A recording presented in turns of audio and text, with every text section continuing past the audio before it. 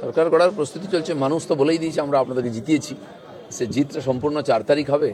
তার আগে গতবারে যেগুলো আমরা করিনি, কাউন্টিং এজেন্টকে প্রশিক্ষণ দেওয়া, পোলিং এজেন্টকে দেওয়া আর ওদের প্রশিক্ষণ দেওয়া, সেটা চলছে সব জায়গায় ব্যাপকভাবে, যাতে কোথাও কোনো ভুলচুক না হয়। মানুষের আশীর্বাদ যেন ঠিক জায়গায় পড়ে এবং সেই আশীর্বাদ নিয়ে বিজেপি সরকার করে যেন তাদের মনের ইচ্ছা পূর্ণ করতে পারি, তার প্রস্তুতি চলছে। ফলাফল হয়ে গেছে। প্রথম ফেজের ভোটিং 2-3 ঘন্টার মধ্যে টিএমসি বুঝে গেছে তারা হারছে। তখন থেকে ড্রামা শুরু হয়েছে। শেষের দিকে গন্ডগোল করার চেষ্টা করেছিল, তাদের নিজস্ব এলাকা যেটা জিতে আছে সেটাও করতে দেয়নি নির্বাচন কমিশন। এখানে করেছিল গন্ডগোল, সেখানে রিপোলিং হচ্ছে।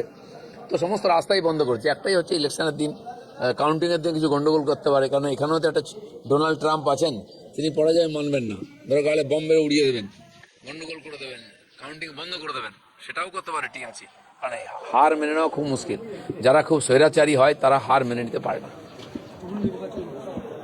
হ্যাঁ, 15 জন হবে, আগেই আশা ছিল। যেখানে যেখানে কমপ্লেন এসছে আর মনে হয়েছে গন্ডগোল হয়েছে, হওয়া উচিত। আরে 400ই নিন, উনি কে না বলেছে। 4 তারিখ অব্দি সব সিট ওনাকে দিয়ে দিচ্ছি আমরা। 4 তারিখ দুপুরের পর থেকে আমরা জিতবো, আমরা সরকার গঠন করবো।